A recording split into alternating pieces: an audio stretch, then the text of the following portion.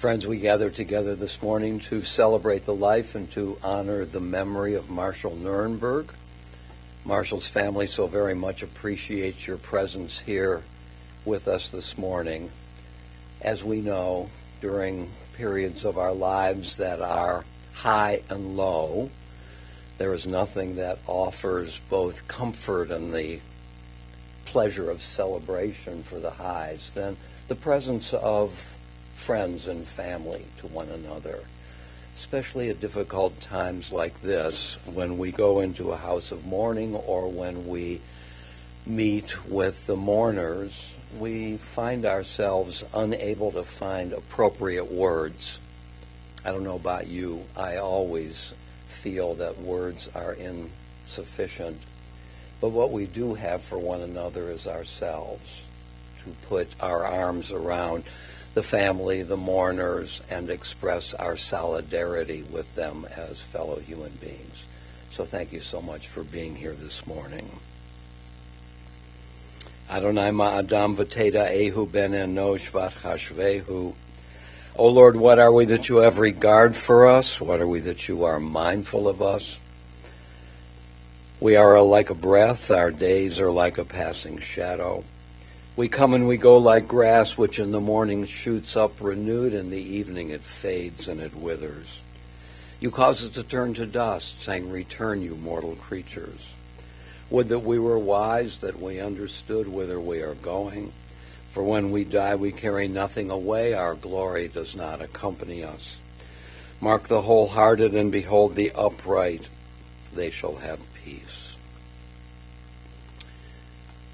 The first of the Bible's 150 Psalms, in a way, is the signature psalm for the deeper meaning of those 150 poems. The first word of the first psalm is ashrei. It's an intensive form of the noun. It means exquisite happiness.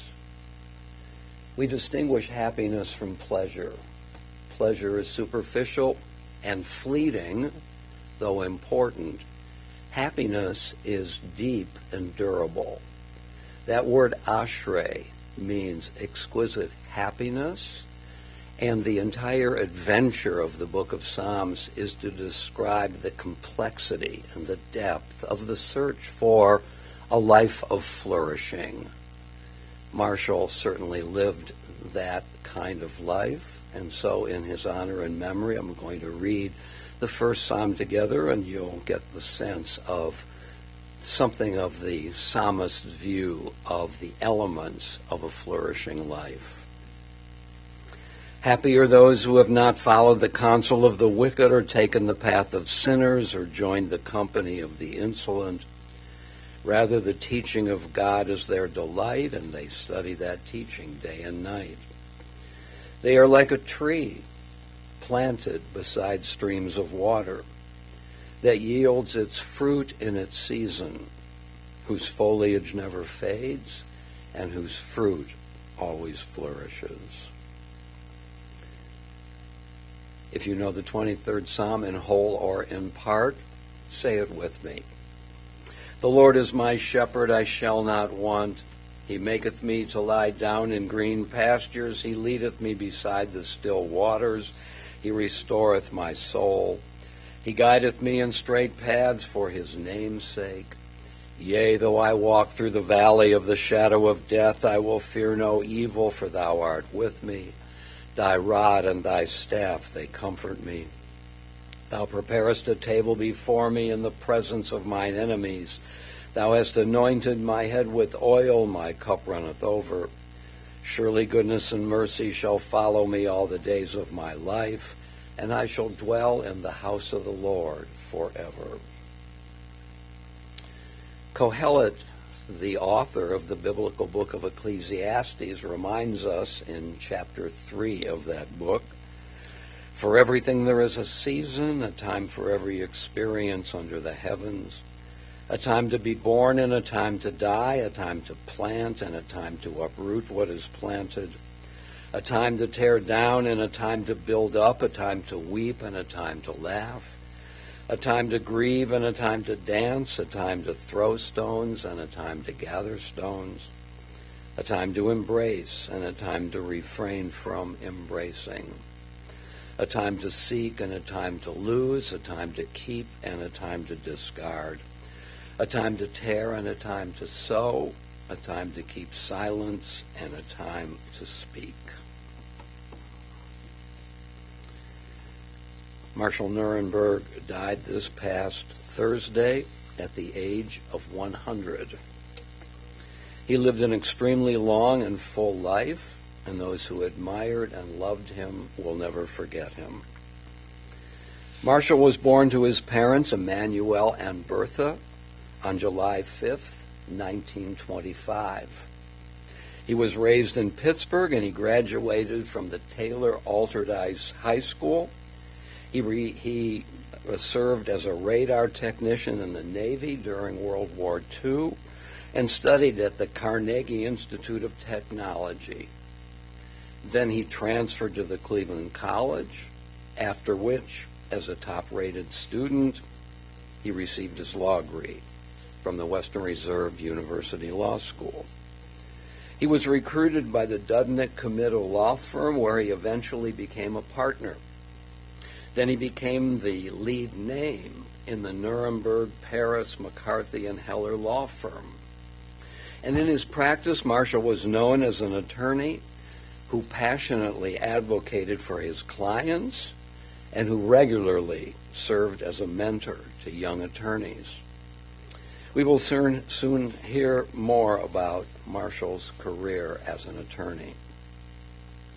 Now, when I met with Marshall's adoring family yesterday afternoon, they regaled me with a multitude of stories about his character and about his achievements. He was, they told me, a strong community supporter, a patron of the arts, a devoted Browns fan, and a kind, generous, and funny person. And parenthetically, not just funny, but sometimes downright goofy. We will hear soon more about this as well. Now, Marshall was also extremely intelligent, articulate, hardworking, and enormously self-disciplined. And one example of his self-discipline was his famous punctuality, because he was always on time, if not early, to wherever he was going. And this punctuality of his became legendary within his family, so that when someone else in the family displayed yet another instance of punctuality, another might say to him or her, "How very Marshall of you." Devoted to his craft, Marshall regularly worked 6.5 days a week, and he was highly regarded in his profession for his high ethical standards, his no-nonsense authenticity, for his deep interest in the well-being of colleagues and clients, and for his consummate decency. Everyone who worked with him and for him loved him and respected him. As a deeply civic-minded person, something that he took on as a kind of duty, Marshall was a big brother for several years, president of the Beechwood League, a trustee of the Ohio Chamber Orchestra, and he often provided input to the Beechwood City Council. And though Marshall was on the whole an even-keeled and stoic person, all of this was evidently out the window when he was watching a Browns football game. For here, he was emotionally and even physically involved, given to outbursts and even yelling at the television screen. And those of you who know the career of the Cleveland Browns know there's plenty of opportunity for this. This was for him a good and important outlook for this stoic person. And Marshall had the great good fortune to have had two very satisfying marriages. With his beloved wife of 44 years, Susan, before she died much too young in 1996, and then for 19 years with his beloved wife, Joanne, who died in 2017. And as I sat with Marshall's family yesterday afternoon, I could feel the affection and the respect that Susan's children and Joanne's children have for one another, and the way they interacted with one another easefully and with humor. Certainly a tribute to the way in which they were able to become one family, and certainly in the image of Susan and Joanne and Marshall. In Marshall's last years, he became a full-time Sarasota resident. There, he enjoyed socializing with friends, attending and then commenting upon the performances he experienced and enjoyed. And as long as he could, he worked on his tennis and on his golf games, sometimes taking lessons, and as always, Marshall was disciplined and purposeful in his pursuit of constant improvement. And evidently, he was able to maintain his vocabulary and his sense of humor to the very end. Marshall is survived by his daughter Lori and his son Stephen, by his son-in-law Frank and his daughter-in-law Diane, by his stepchildren Betsy and Rob, Debbie and Warren, and Susan and David, by his granddaughter Carlin and Carlin's husband Elliot, by his step-grandchildren Jesse and Ezra, Sydney, Matthew, Johnny, Daniel, Jeffrey, and Dana, and by his nieces and nephews Pat and Sam, John and Mina, Pam and Peggy. He was predeceased by his parents, Emmanuel and Bertha, his wife Susan and his wife Joanne, by his sister Barbara, and by his nephew John. Marshall Nurenberg lived a long and an extremely full life. He raised a fine family, excelled in his profession, enjoyed 2 happy marriages, contributed to his community, and won the respect and the affection of everyone who knew him. His memory will always be our blessing. Amen. I now want to call on several people who will reflect on the life, the qualities, the accomplishments of Marshall Nurenberg. First, his son, Stephen.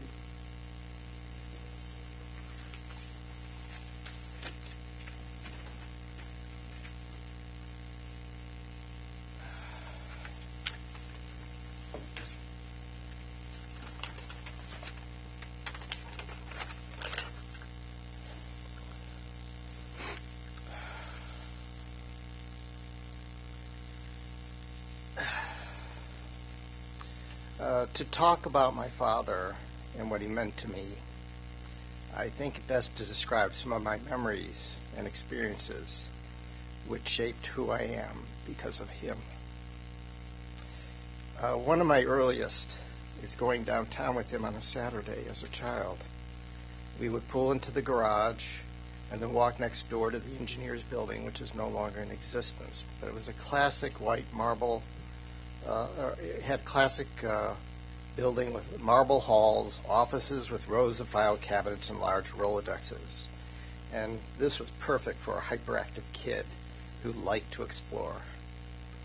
And I will never forget the old dictaphone machines with their blue plastic strips that he would dictate briefs on to his secretary. Older, as a teenager, my parents allowed me to find my own way, paper routes to supplement my allowance, assembling electronics kits, rewiring the telephones in our house, and getting hands-on experience with computers and the early internet. And these were all formative experiences, and these were heavily influenced by how my father was. Dad supported my educational journey, which was a bit bumpy. High school, my freshman year was kind of so-so, mediocre. So I switched into an open education program that was at our high school called Concept One. This for the next 2 years, and this allowed me to do things like explore the Euclid Arcade, how the rapid transit routes evolved from their old days, and things like that. And that allowed me to mature. And so time in senior year, I went back to a traditional program. I had heavy math and science, took night classes at Tri-C, and this really formed a core. And so when I went on to college, which my father really wanted me to do, again, allowing me to find my own way. I started at Ohio University in Athens, Ohio, and he drove me down there, freshman move-in, and car, and I think this was one of the orange BMW, safety orange. Whoever gets a car that looks orange? So we drove down there, and this is from, all the way down to the end of the state. And he helped me unload and move into the dorm room, and then a hug and a handshake, and off he went. And there I was. But it turned out not to be the best place for me. OU was a bit of a party school. So again, he accompanied me on my campus visit to Johns Hopkins University in Baltimore, which is where I transferred and graduated. And these experiences allowed me to have a very long, fulfilling career at Bell Labs. And so this is how he brought values into me. Those values make me who I am. He had a keen mind. His colleagues will talk about his storied legal career. But in high school, I'll remember driving with him to Columbus and watching him passionately argue Rennells versus City of Cleveland in front of the Ohio Supreme Court.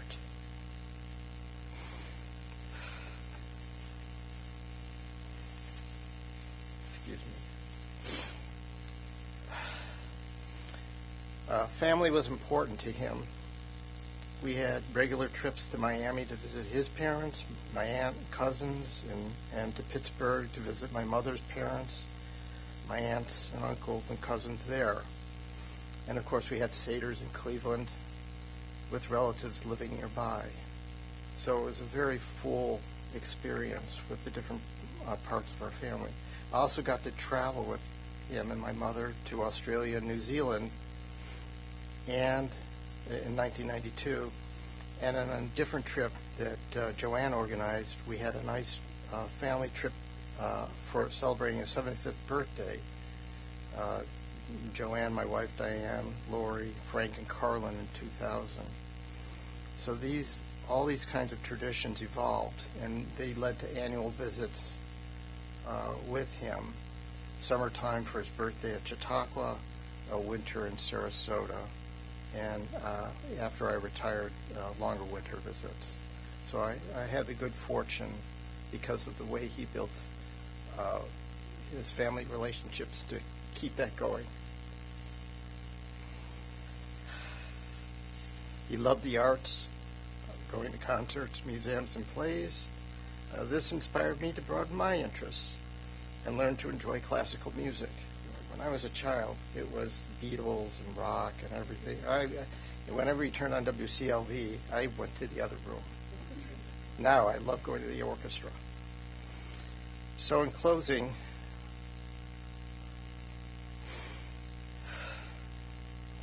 my father was a kind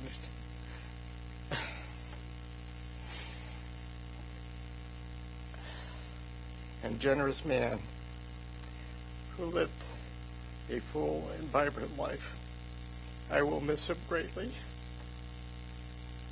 Thank you.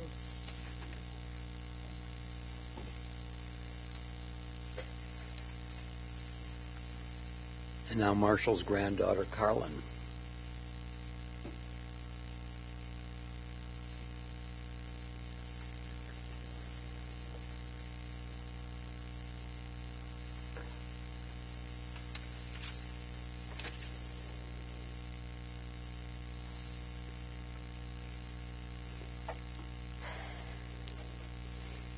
It's hard to put into words. We'll see if I can get through this. It's hard to put into words what an extraordinary and generous person my grandfather was, and what a privilege it was to be in his life. I wanted to share a few memories that reflect his love for his family and friends, his selfless impact on his community, and his lifelong devotion to the arts. Some of my early memories include practicing reading together when I was 3 or 4 at the old house on Ranch Road, spending every February break in Sarasota, and his wedding to Joanne when I was 7. The same earnest man who once argued before the U.S. Supreme Court had a hilarious, silly side with his family. Funny voices, songs, and made-up names. My mom calls it the Nurenberg gene. Some of us others have it too. Some of my most meaningful memories with him came when I was an adult. We shared a love of classical music, which eventually became my career. At concerts, even well into his 90s, he would subtly conduct from his seat in the audience. I loved catching him up on my musical endeavors. Though not a musician himself, he somehow deeply knew every piece I mentioned and details about many conductors and performers, sometimes even more than I did. He and Joanne were thrilled when I moved here for college to study at the Cleveland Institute of Music. I ended up staying for 8 years, and their Beechwood condo became a home away from home. They came to every single performance of mine while they were in town, whether it was in Mixon Hall at CIM or even in the hospital lobby at the Cleveland Clinic. They wouldn't have missed it. We had our traditions during that time, going to Cleveland Orchestra concerts, their favorite restaurants, attending the high holidays, and just simple time spent together chatting in their living room. In those years living in Cleveland, it felt like everywhere I went, people knew or knew of my grandfather. He was, of course, highly respected for his distinguished legal career, but I was most proud that what people highlighted the most was his kindness and integrity. Marshall Nurenberg, what a good man. Once when I was touring an apartment in Coventry, the landlord asked me about my family in Cleveland. Of course, he not only knew who my grandpa was, but also thus concluded that by association, I must be the ideal tenant. No credit check necessary. My husband Elliot and I met in Cleveland nearly 10 years ago, so my grandfather and Joanne knew him from early on and quickly hit it off. 3 years ago, my family made it possible for him to travel all the way from Florida to Connecticut in his wheelchair for our wedding. In the finished wedding film, we saw that the videographers included a private tribute he recorded for us, which I'll always cherish. He shared his values of love and happiness, and he sounded, at 97, just as eloquent and sincere as he always had. Earlier that same year, though I was living in California, I came to Florida for 2 months to perform with the Sarasota Opera, one of his favorite local arts organizations. I stayed in his apartment during that time and was possibly the youngest temporary resident of his retirement community. It gave me the unexpected gift of cherished extended time with him, along with my uncle and aunt. I'm so grateful that we were able to celebrate his 100th birthday, what a milestone, with him this past July. Even then, he was smiling, he was grateful, and making many jokes. He brought so much light and goodness to the world, and he will be deeply missed.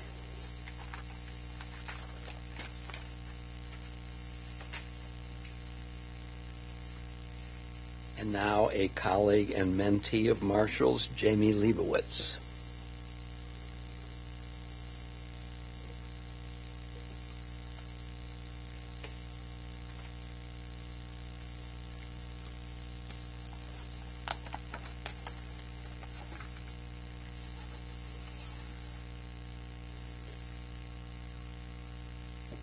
We gather today to honor the life of an extraordinary man, Marshall Nurenberg, a devoted husband, cherished father, grandfather, and friend to so many, a proud veteran, a brilliant lawyer, a trusted mentor, and a pillar of our firm for nearly a century. Though our hearts are heavy with loss, they are equally full of gratitude for the privilege of having known him. Marshall lived 100 remarkable years, each marked by integrity, intellect, and service. His journey began with his service in the United States Navy, where he learned the discipline, courage, and steadiness that would become hallmarks of his character. When he returned home, he ascended quickly through academic excellence, graduating at the top of his class from Case Western Reserve University School of Law and earning membership in the Order of the Coif. From the very beginning, it was clear that Marshall possessed a rare and brilliant legal mind. He could dictate a legal brief off the top of his head, drawing effortlessly on the principles, cases, and arguments required to advocate with precision and clarity. One of his courtroom evidentiary arguments was so masterful that it was transcribed verbatim into a law school casebook, taught to future generations as an example of legal reasoning at its finest. Marshall's achievements placed him among the greats of the profession. He argued and won 2 cases before the United States Supreme Court, an accomplishment reached by only a select few. Marshall represented catastrophically injured clients and families from all walks of life in cases arising from product defects, vehicular and aircraft crashes, FELA railroad injuries, and scores of other calamities.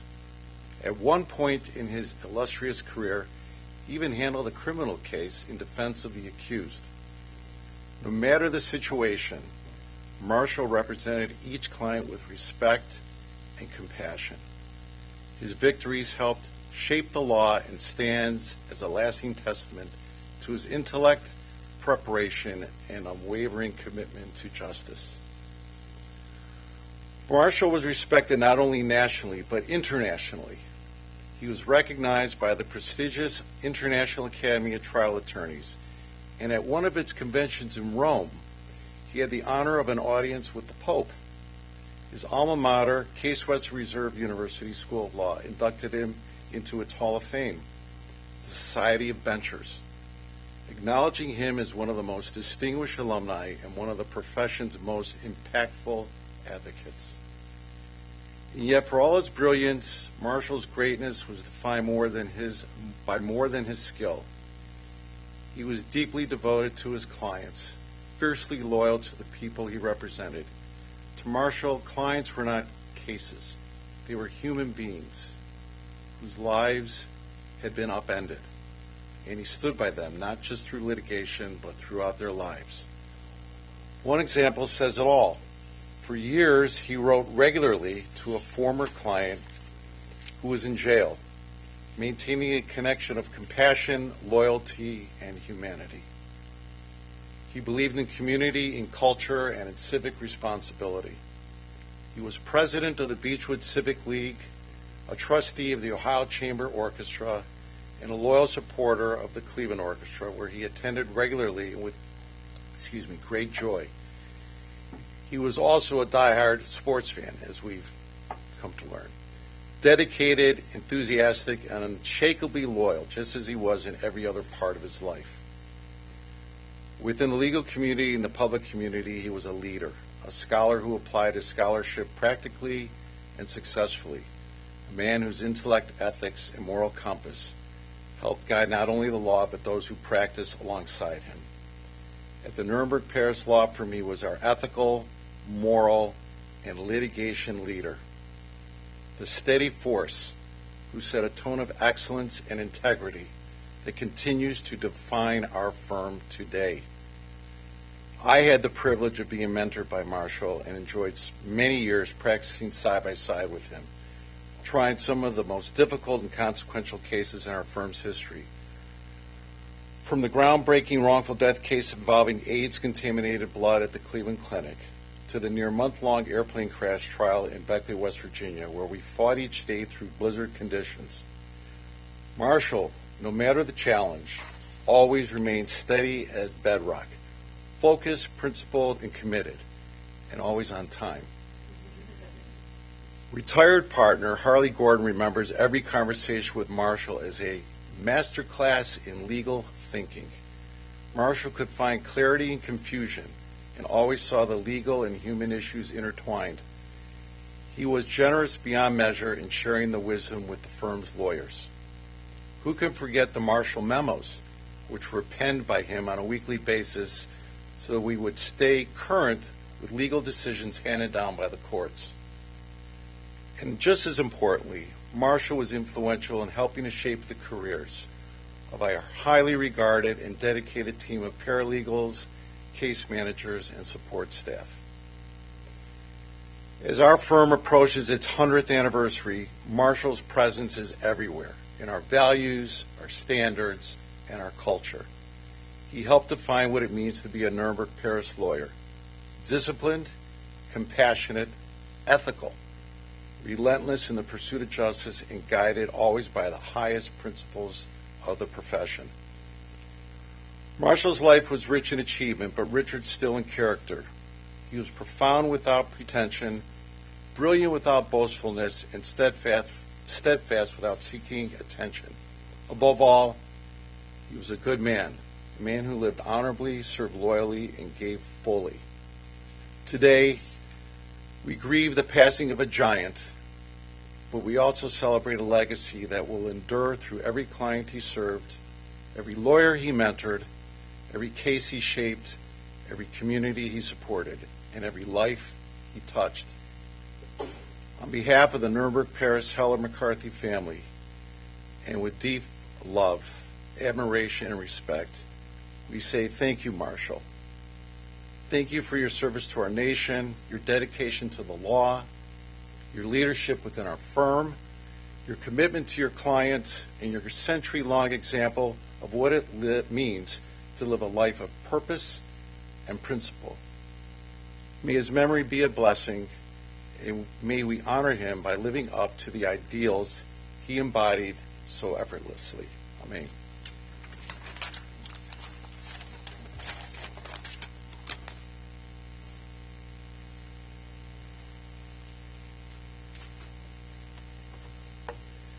And now Marshall's daughter, Lori.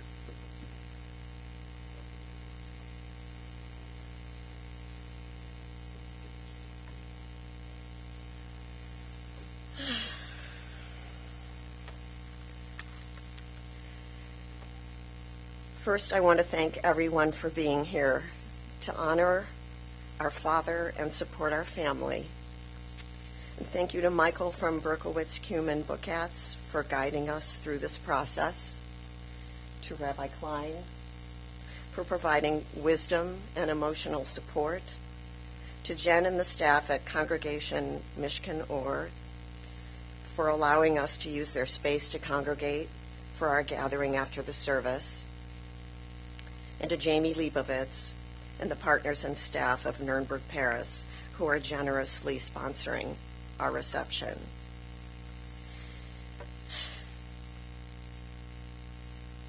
Now I want to acknowledge my brother for a moment.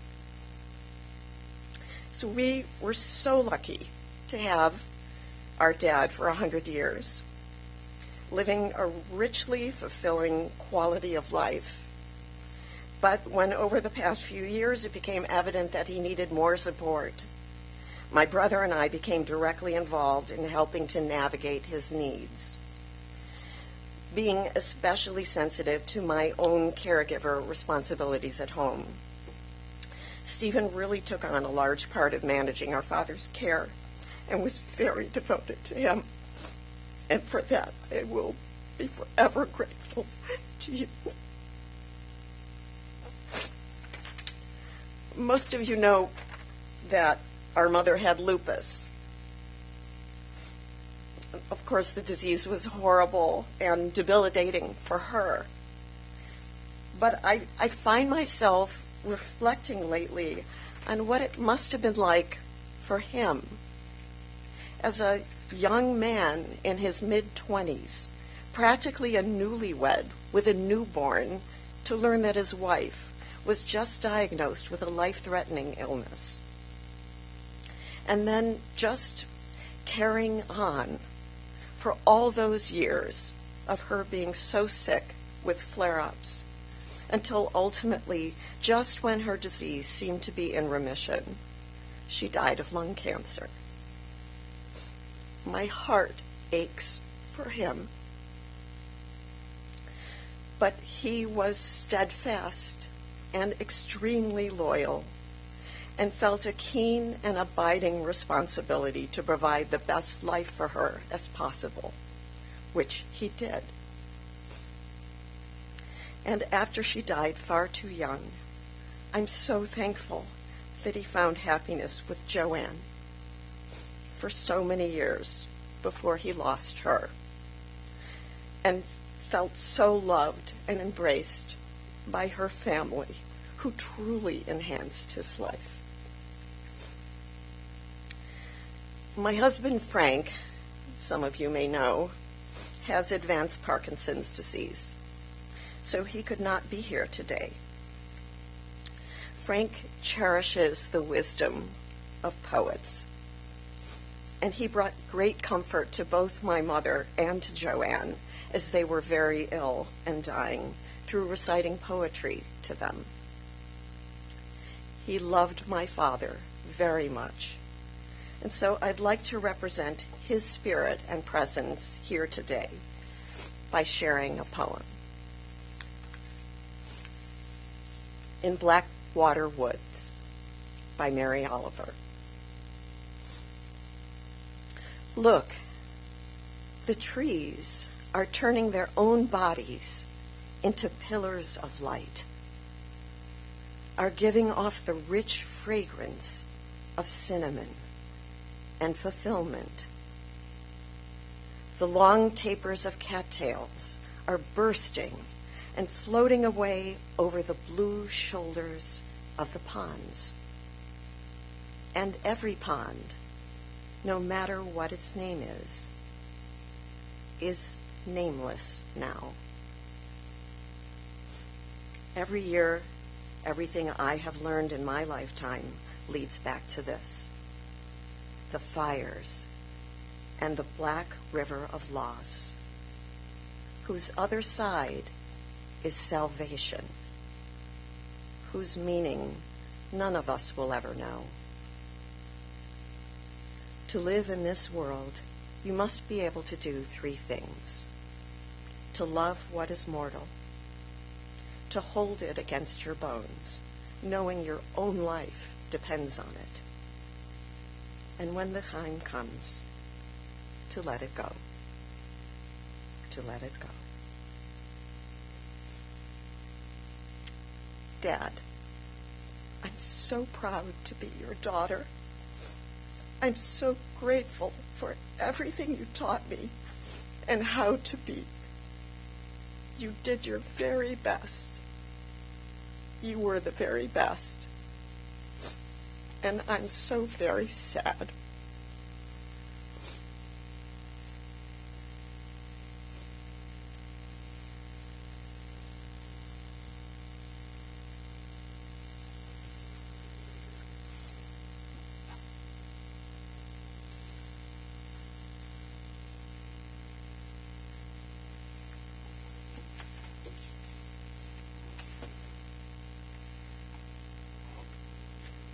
O God of life, amid the ceaseless tides of change which sweep away the generations, your love remains to comfort us and to give us hope.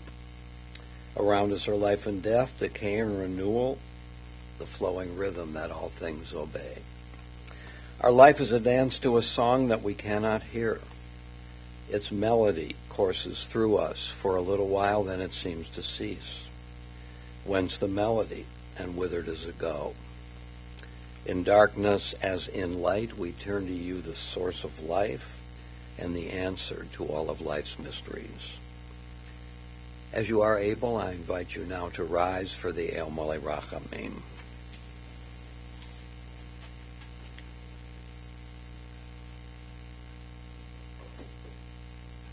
Mole Rachamim Shochein Bamromim, Hamtzei Menucha Nechona Tachat Kanfei Hashchina, Im Kadoshim Utahorim Kazohar Harakiyamaz Hirim, Et Nishmat Yakirenu Shahalach La'olamo, Bala Rachamim Yastireo B'Seter Kanafav La'olamim, V'Yitzror B'Tzra Chayim Et Nishmato, Adonai hu nachalato v'yanuach b'shalom al mishkavo v'nomar amen.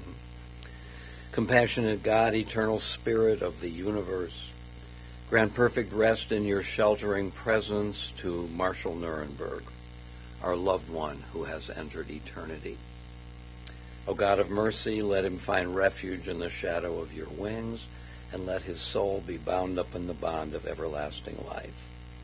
God is his inheritance. May he rest in peace. And let us say together, Amen. You may be seated.